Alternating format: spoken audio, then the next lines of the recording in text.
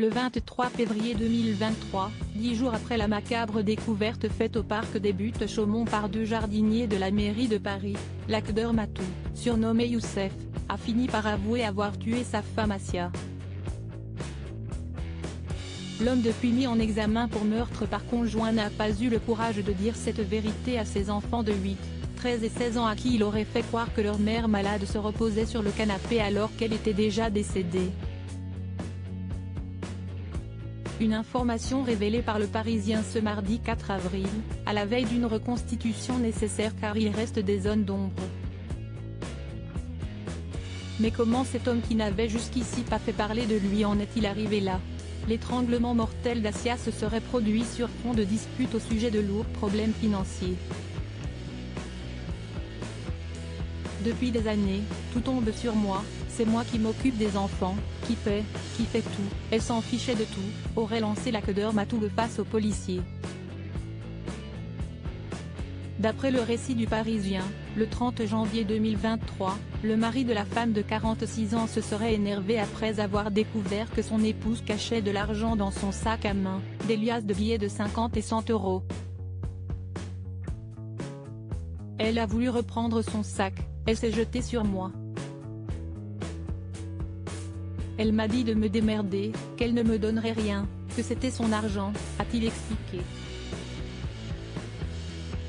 Après, c'est allé très vite, je l'ai attrapée, elle a voulu me donner un coup de poing, j'ai paré sa main. J'ai mis mon bras droit autour de son cou et je l'ai retourné vers moi. Elle a commencé à crier, j'ai serré fort pour ne pas qu'elle crie. J'ai paniqué. Tellement j'ai serré fort, elle ne bougeait plus, a-t-il témoigné de façon glaçante. Ce sont les lèvres bleues d'Assia qui lui auraient fait prendre conscience de son décès. Je suis quelqu'un de calme, je ne comprends pas pourquoi, cette fois-là, j'ai fait ça. Je n'aurais jamais pensé que ça irait aussi loin. En 26 ans, je n'ai jamais levé la main sur ma femme ou mes enfants, a tenu à préciser l'Akder Matou en garde à vue. La suite est tout aussi sordide.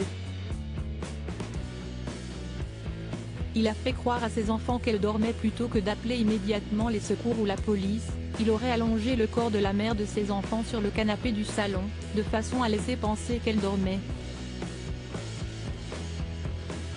Selon le quotidien, il aurait invité ses 3 enfants, tout juste sortis de l'école, à la pizzeria pour dîner.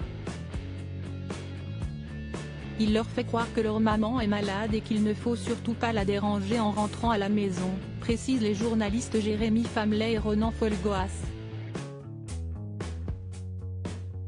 Dans la nuit du 30 au 31 janvier, l'Akder aurait caché la dépouille de sa femme dans la chambre qui sert de débarras, où il est sûr que les enfants n'iront pas. Sans le savoir, les 3 enfants ont donc passé 2 jours et 2 nuits à proximité de la dépouille de leur mère.